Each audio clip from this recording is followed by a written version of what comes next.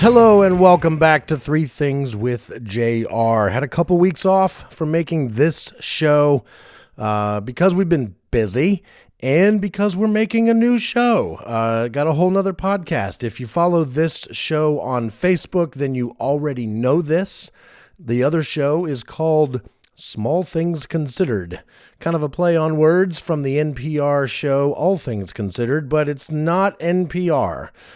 This one will be Gary Hawthorne and myself co-hosting a podcast where we talk about small things, smaller things, bigger than smaller things, whatever things we want to consider. So how do we determine what we want to consider on any given episode? A big part of that show is going to be our interaction with the audience. So we have a Facebook group where people can post up what they would like us to talk about. You can do it publicly. You can also email us if you're interested in hearing what we have to say about any topic that's on your mind. And the email address for that show is smallthingsconsideredpodcast@gmail.com. And if there's something you want me to talk about on this show, you can also email me at threethingswithjr@gmail.com. That's right. Got a whole bunch of Gmail email addresses. So check out the other show. Episode 1 dropped last week. And I think the plan is going to be to have that show and this show alternate weeks. So each week I'll be putting out a podcast, whether it's Three Things with JR like this week, or next week it will be Small Things Considered. So it's not going to be a tremendous amount of extra work to do a second podcast because I'm going to do each podcast one at a time every other week. So alternating week. You can hear my voice on a podcast every week. It's just two different shows, two different ideas. And on that show, I will have Gary there as a co-host every single time. That's the whole idea of that show. We would like to have guests on the show. We would like to consider all the small things.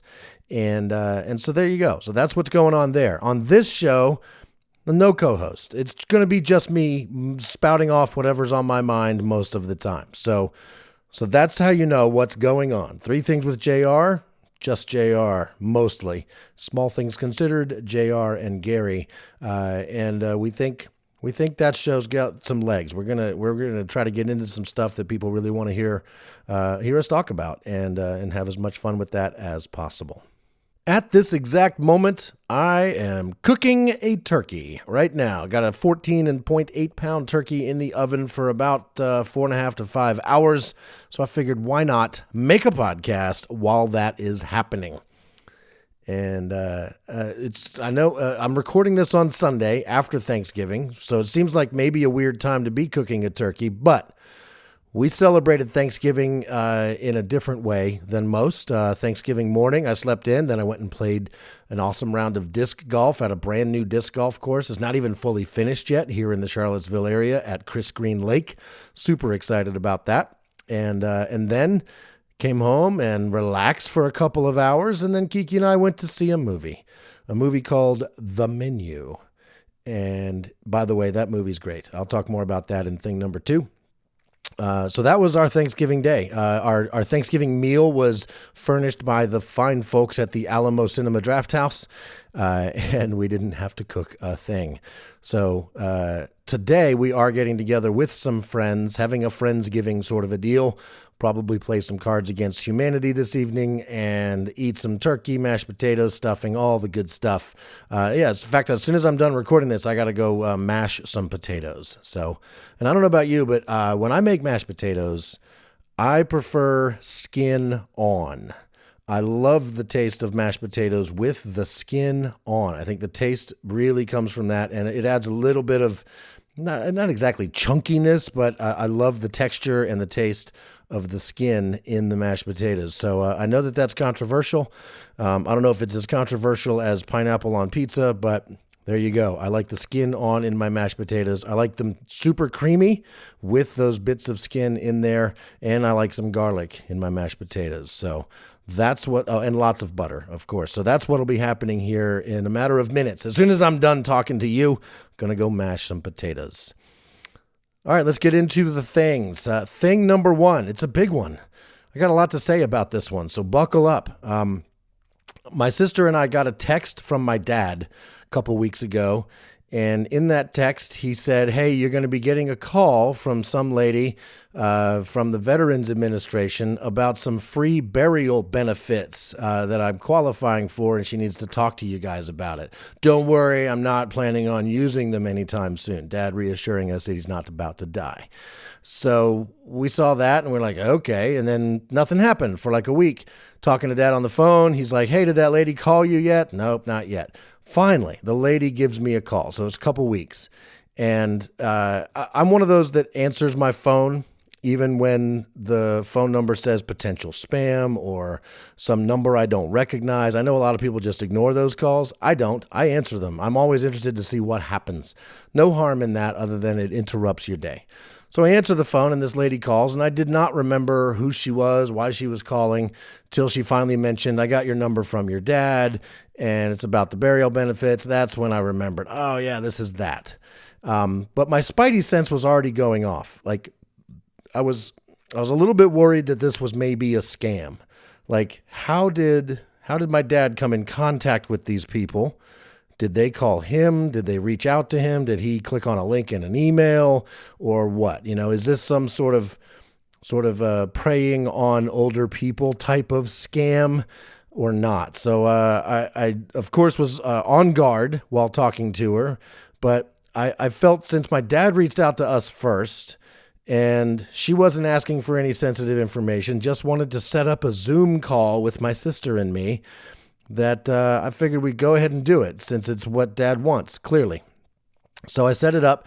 In that time, she asked about who would deal with it when I die, who would deal with all of the stuff that has to happen when a person dies, who would deal with that if I died, because apparently these free burial benefits from the VA are not just for me to deal with Dad's death, but it's for whoever has to deal with my death too. So I told her my daughter, and she's like, well, let's get her on the call too. So here's what we ended up doing. We had a nice Zoom conversation with this lady, along with Aubrey and Allison and myself, my sister, my daughter, and me. And we were on this Zoom call for about an hour. And the lady, Mary, super nice. She's like my aunt from Iowa. She is from Iowa, and she just has that Midwestern, fun sort of jovial laugh and cackle and personality. And she reminded me of, I've got 3 aunts from Iowa, and she reminded me kind of all of them. And she was just a pleasure to talk to. She was great, but none of that. I think she's just naturally a nice person, but I think it's also serves her well because it probably disarms a lot of her, people that she gets to contact. She, in other words, my spidey sense was still going off that this was not simply the Veterans Administration offering my dad and his family free burial benefits. I felt like there was more to it than that. So we just proceeded with caution. She starts explaining that as a veteran, Dad... and I asked her, I said, how did my dad get in contact with you? And she's like, he reached out to the VA, and the VA reached out to us. We're a third-party company. They contract us out because the VA doesn't have the time and the resources to call everybody who qualifies for free death benefits, burial benefits, $2,000 worth of benefits for veterans and their families. So I was like, all right, well, that sounded legit. And so she's taking us through the stuff that we get, like talking to us about what's going to happen when Dad dies. Does he want to be buried in a national cemetery type of a place? Is he going to be cremated? Is there going to be a funeral? She's like, all right, you need to talk to your dad, get all those details. And here's some information I'm going to send you in an email with all of that. Then she's like, now let's go over the last will and testament. This is a free benefit as well. Your dad did this with me a couple weeks ago. Now let's do it with you guys. We're going to go through this and fill out this form. It's a free will, right? Like you get a will as a part of this free benefit. And so she asked me some basic questions. We were filling out a form. She's like, I'm not going to fill it all out. You're going to do it. I'm going to email this to you.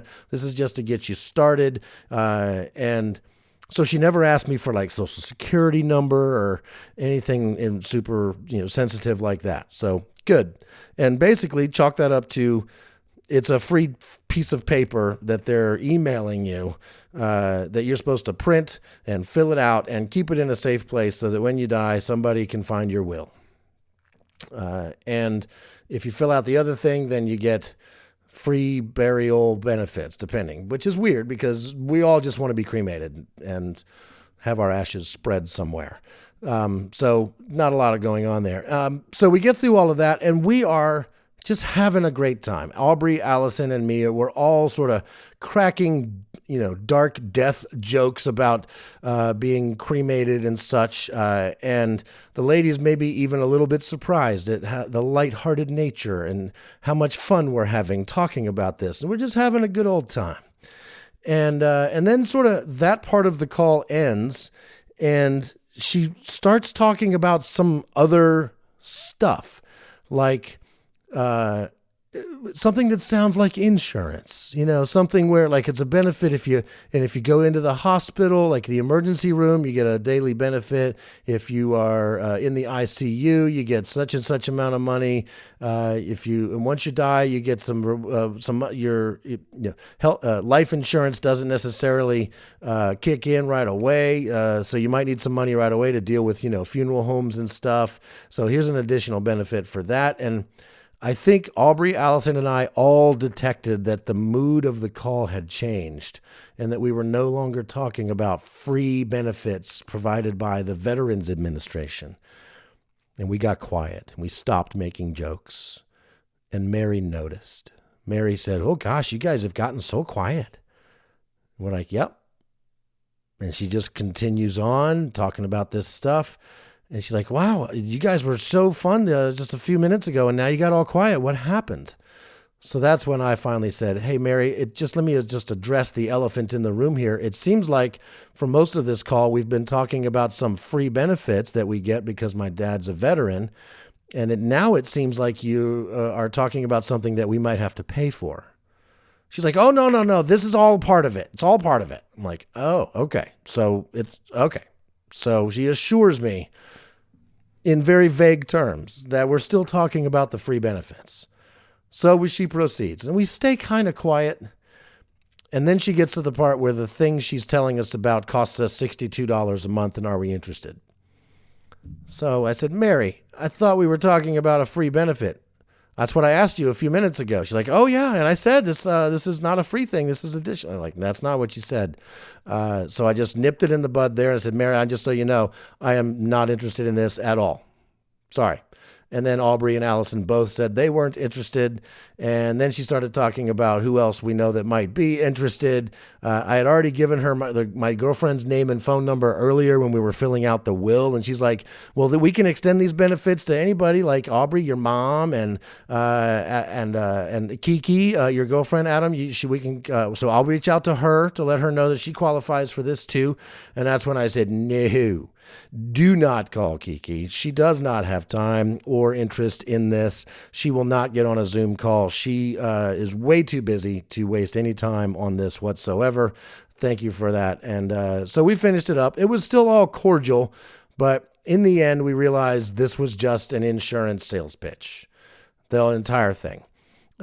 So I just called Dad, literally right before I picked up the microphone here. I called Dad and said, "Hey, what's going on with this?" And he basically explained the similar situation. He liked talking with Mary. She was so nice and fun. And then in the end, she started talking about some kind of insurance. And instead of nipping it in the bud, he didn't quite do that. He didn't fall for it. He didn't buy the insurance, but he didn't just say, "Mary, stop, I'm not interested." She kept trying to sell him and talk. She kept lowering the price. Instead, would $50 a month. Can you afford that? And he's like, "Yeah, I can afford that, but I don't want it." Finally, he shut her down. What Dad didn't do was tell us about any of that part of it.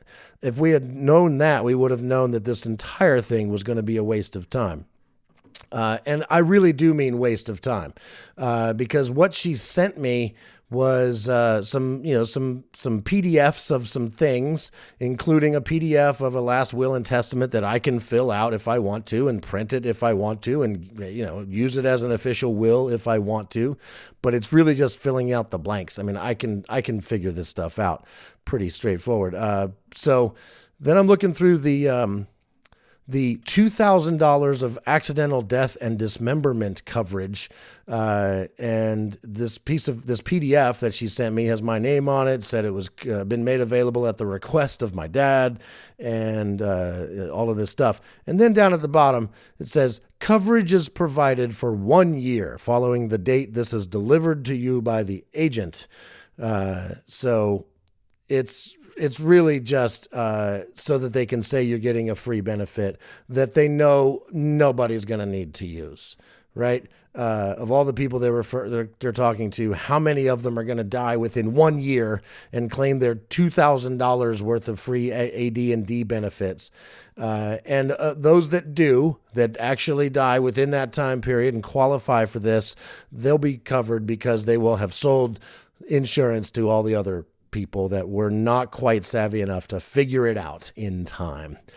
So anyway, it's not quite a scam, really just a sales pitch for insurance. And I got to say, it was done really, really well, as good as it could be done.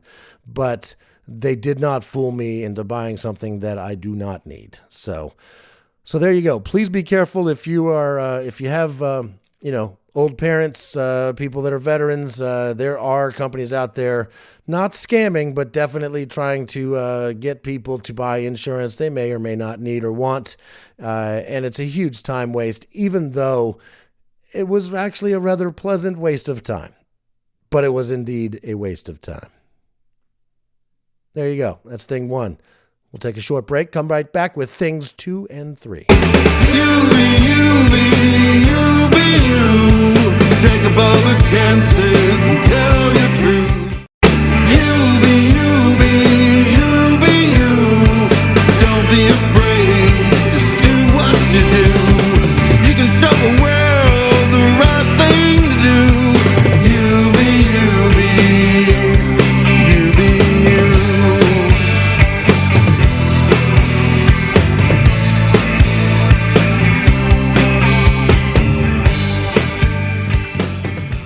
And we're back. And here's thing 2. Thing 2 is, I've actually got a couple things for you on this one. But first and foremost, here's a YouTube channel that has been all-consuming for me over the last few weeks. It's called Matt's Off-Road Recovery. Google it, YouTube it, check it out. Matt's Off-Road Recovery is it's aptly named. It's a guy named Matt who has a business, a towing business called Matt's Off-Road Recovery. And they are based in southern Utah, beautiful southern Utah, mountains and desert and sand and rocks and snow. And it seems like a pretty incredible place. And this guy has this business because there's so many people taking their four-wheelers, their ATVs, their side-by-sides, their Polaris Rangers and Can-Ams, and their trucks, and sometimes they're not so four-wheel drive capable vehicles like sports cars and Mini Coopers and RVs and stuff like that, and they're taking them out to lakes that have sand and beach and stuff, but you can drive on it, and up these rock trails and mountains and stuff, and getting stuck or breaking their vehicle or flipping over and things like that. And Matt's Off-Road Recovery goes out and rescues people and their vehicles. And they do so with some really amazing four-wheel drive trucks. They've got a Jeep Cherokee that's all souped up. They've got a 1967 Corvair Lakewood station wagon that they have completely rebuilt as an off-road juggernaut of a vehicle. They call it the MORR, M-O-R-R, and Matt's Off-Road Recovery, Corvair, MORR. And they've got a snowcat for in the snow. They're building a humongous wrecker with like a tow truck for going off-road. And they put out tons and tons of videos on YouTube, and in each video, it shows them going out on a call to get a vehicle unstuck from somewhere. And some of them are tremendously stuck and require tons and tons of work by multiple vehicles and ropes and winches and slack lines. And I mean, just tons of, it's amazing to watch them work. It's amazing to watch them drive these vehicles in these really beautiful, picturesque, scenic, hard to reach off-road places. It's fun to see Matt and his crew because I think these are like the nicest people on YouTube. This channel, they don't ever do or say anything that you couldn't let your 4-year-old watch. And at the same time, it is absolutely engaging to watch. It is so cool. Matt himself runs this business. They're obviously doing really well. They've got over 1 million YouTube followers. They put out a couple videos, it seems like every week. And he works with charities. He has prizes. He's got, I mean, it's almost too much for me to tell you all about right now. But Matt is the leader of all of this. And his crew, you get to know them after you've watched a bunch of videos. They work with this old guy who just kind of lives nearby and they've become friends with, and they rescue an old vehicle of his and they restore it for him and surprise him with it. Half the time when they do these rescues, they don't charge for it. Whenever they go out to a place called Sand Hollow, they rescue whoever called them to come out and rescue them, and then they just go looking for anybody else who might have gotten their vehicle stuck in the sand and see if they can pull them out. And they give everybody a t-shirt. And each video is usually about 15 to 20 minutes long, and I could literally just watch them for hours. Matt's off-road recovery, I can't say, and not only am I enjoying watching them, it just makes me want to move to Utah and go to work for Matt's off-road recovery. I could be a cameraman. I could edit their YouTube videos. I could fly the drone for the cool drone shots. If I get to drive a vehicle and help rescue somebody, even better. They just so make me want to be a part of their world because it looks amazing. Anyway, check it out. Matt's Off-Road Recovery. It's on YouTube, and it's my favorite find. I don't even know how I found it.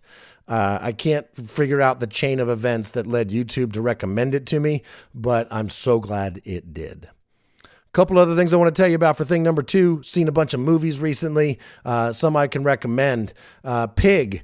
Movie came out like a year or so ago with Nicolas Cage living as a hermit in the woods near Portland, Oregon, with his truffle foraging pig who goes missing, and now he's got to go find the pig, which means he's got to go back into the city of Portland and revisit things from his old life as a professional chef.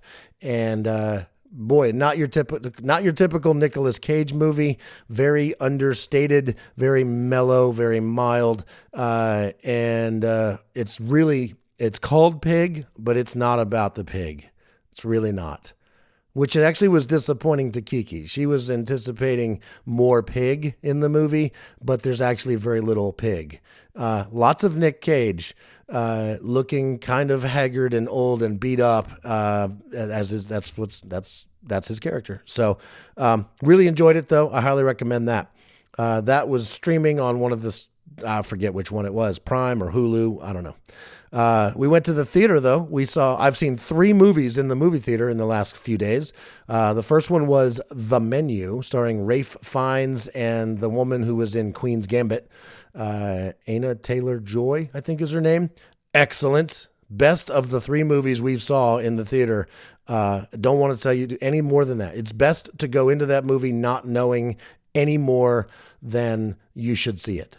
And it's really good. We also saw Glass Onion, the Knives Out movie with Daniel Craig and a whole bunch of other stars.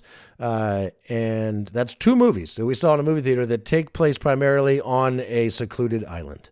The Menu was excellent. Glass Onion, Knives Out, really, really good. Certainly a well-deserved sequel to the first Knives Out movie. And then the next night, I went and saw Wakanda Forever.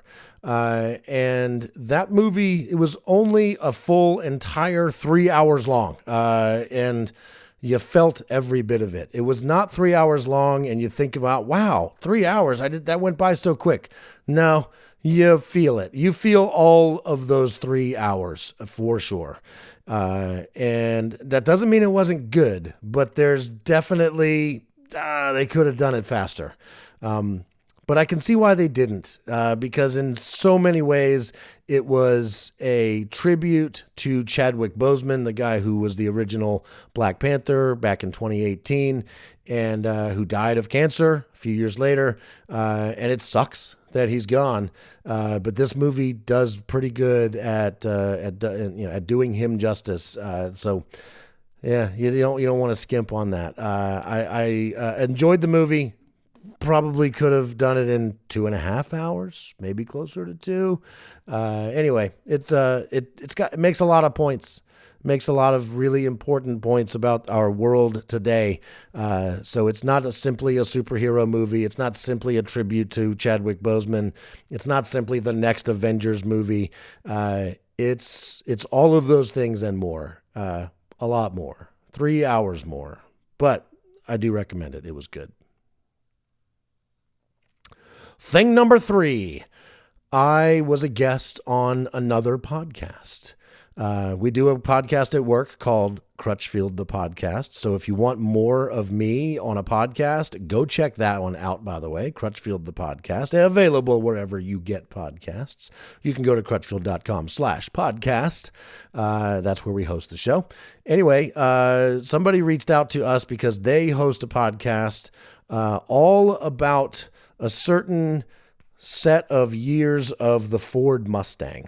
The Ford Mustangs built from 1979 to 1993, all were based on the same body, the FOXBODY, as it's called. And there is a growing following for retro modding these Ford Mustangs and making them cool again, or maybe cool again, or making them cool, period. Anyway, before I agreed to be a guest on their show, I went and checked out the show, checked out their YouTube channel. FOXBODY FX is what it's called if you're interested. And then I went on the show. And on the show, my job was to talk about what could be done in the world of like putting a car audio system into one of those FOXBODY Mustangs. And so that's sort of what we do at Crutchfield. So I talked a bunch about all of the different ways you can install a stereo, speakers, amplifiers, subwoofers, dash cams, radar detection, all that stuff. And talked a lot about it. And we, of course, talked about those FOXBODY Mustangs, because when I think of those FOXBODY Mustangs, I think of two things. And on this show, I only focused on one of the two things that I think about when I think about these FOXBODY Mustangs. One is that when I worked at Nachman's Bike Shop in Falls Church, it was managed. Our manager was a guy named Jeff Carlson who drove one of these FOXBODY Mustangs. I can vividly picture it. It was a gorgeous car, sort of a dark maroon type red. It was always spotless. And that thing sounded great, great exhaust system. It had sort of the ground effects around it. It was the coolest looking FOXBODY Mustang. I didn't know it was called a FOXBODY back then, but it was the cool Mustang. I just loved it. So that's what Mustangs looked like when I was growing up and becoming a person who drives, the years where you really start paying attention to those sorts of things. But the other thought I had about FOXBODY Mustangs, which I didn't share on the FOXBODY FX podcast, was that most of those Mustangs, especially the ones from like 79 to like 85, 86, 87, somewhere in there, those were by far and away the ugliest and worst looking Mustangs of all the Mustangs. Like all the Mustangs before 79, iconic, looked great. I mean, they were just kind of awesome, right? Classic cars. And then it was like Ford gave up and almost stopped, but they're like, all right, I guess we'll keep putting these Ford Mustangs out. At the time, Ford, Lincoln, Mercury, all the car companies, they're all related, right? The Ford Mustang had a sister car made by Mercury called the Mercury Capri. They were the same car. The Ford Mustang FOXBODY and the Mercury Capri were the same basic car, which I don't know. That's not a feather in its cap. That seems to be a detraction. That seems to be I guess we got to keep making Mustangs, so let's make the most of it, sort of a decision. And these Mustangs I don't think they looked great. Back then, they certainly didn't. Now, that being said, what people are doing with them today, the FOXBODY enthusiasts today are getting these cars. There was apparently over 2 million of them made. They are now retro modding them and souping them up and, making them cool, giving them better performance and engines and wheels and paint jobs and hopefully stereo systems. And they're making them kind of cool. But they were not cool back then. They just weren't. They were a step in the wrong direction in the Ford Mustang world. The Mustangs they've been making since then, I think, look great, right? Since the early 90s and on, all of the Mustangs since then, I think, have mostly looked pretty awesome. I don't know about that electric one. I'm not even sure it's really a Mustang, but they're kind of calling it a Mustang. That's a weird one. But the FOXBODY Mustangs were the worst ones. And that doesn't mean, I guess there's still people that love them, and I think that's great. But I did hold off on sharing that on the FX or FOXBODY FX podcast. So I let them just have my positive story, the one where I remember a FOXBODY Mustang that was awesome. Anyway, I do recommend the show if you're at all interested in those Ford Mustangs. It's a great podcast. I listened to a bunch of episodes, and check out their YouTube channel, FOXBODY FX. And you'll meet Lance, the guy I talked to on his podcast. And we had a fun time, great show. And FOXBODY Mustangs are both the ugliest and the epitome of Mustangs from my childhood. So there you go. That's it. That's all I got for you. 3 Things with JR, brought to you by me, JR. I do all of it here, so there's no end credits other than I wrote it, I said it, I recorded it, I edited it, I uploaded it. Thank you, Anchor, for making that possible to do for free. And thank you all for listening. Next week, check out Small Things Considered with Gary Hawthorne and myself. That's our other podcast. That's our sister podcast. That's the Mercury Capri to this Ford Mustang. Ooh, I just made my podcast sound like the least cool thing possible. Anyway, that's it. Over and out. Thanks for listening. See you next time. You be you. Take up all your chances to tell your truth. You be you. Don't be afraid. Just do what you do. You can show the world the right thing to do. You be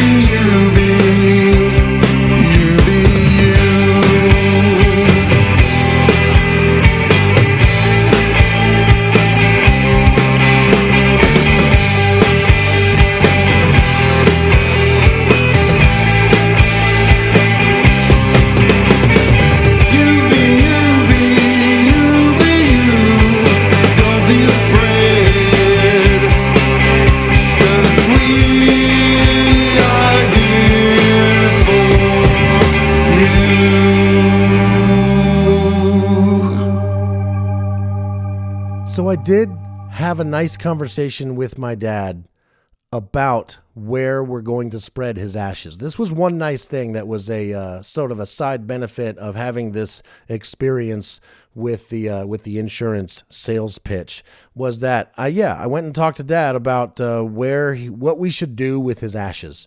And he basically said, I don't care. Do whatever you want with them. I'll be dead. And I was like, all right. I mean, I got some ideas, right? So I asked him, I said, it might be a nice thought for you to know where your body, your ashes are going to be for the rest of eternity, right? What location on this earth gives you some joy thinking that's where I'll be? And we came up with a couple things. We brainstormed it together. And I think we both agree that the most likely place for us to spread some of Dad's ashes are at the piece of land in Green Acres that him and my mom bought many years ago, where Dad built a house. We had a shed. We lived on it, and we lived in the shed. We lived in the house. We lived there. It was our weekend place, right? This was our weekend getaway, but it was a major part of our lives when I was growing up. From the age, I was around 8 when they bought this piece of land, all the way up until still today. It's in the family. Dad doesn't own it anymore. He sold it to Angela, my ex-wife's parents, and her mom still lives there. So it's still kind of in the family. I can go visit there whenever I want. And I think spreading the ashes where the shed used to be. The shed was the place we would go to and stay in as we were building the house. The house wasn't ready to be lived in yet. We would go there. We would work on the land. We would clear trees and brush. We would build the house. And while we were there each weekend, we would need a place to stay. And instead of setting up a tent every single weekend, Dad built a shed, one of those sort of tin sheds that you buy a kit, right? And he built a foundation, we built the shed, and when we weren't there, it was where he stored the lawnmower and the tools and all that stuff, and the motorcycles. We had motorcycles when we were there, dirt bikes and stuff. So when we would show up for the weekend, we would remove all that stuff from the shed, and we had a pull-out couch and some cots and a TV and a kerosene heater and a propane stove, and it was basically home away from home for each weekend. And that shed is gone and the foundation is gone. And it's kind of like a little flower garden area where my ex-mother-in-law lives. And we're thinking that would be a nice place to spread some ashes. And then Dad got what might be the best idea yet. He said another place it could go is at the 7-Eleven in Arlington where I met your mother. Because that's where it all started, right? That's where Dad's life changed forever. He went from being a guy in the Navy to marrying my mom, having us kids, and having the life he created with her. And it all started at 7-Eleven in Arlington, Virginia. And I thought it would be nice if I spread some of his ashes behind the counter at that 7-Eleven. Because that's where he would have been standing, right?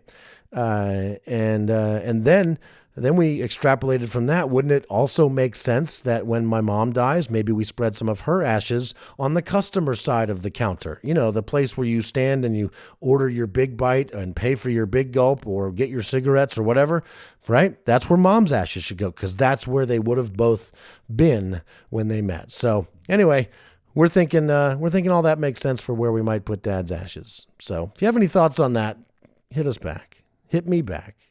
I don't know. Thanks for listening.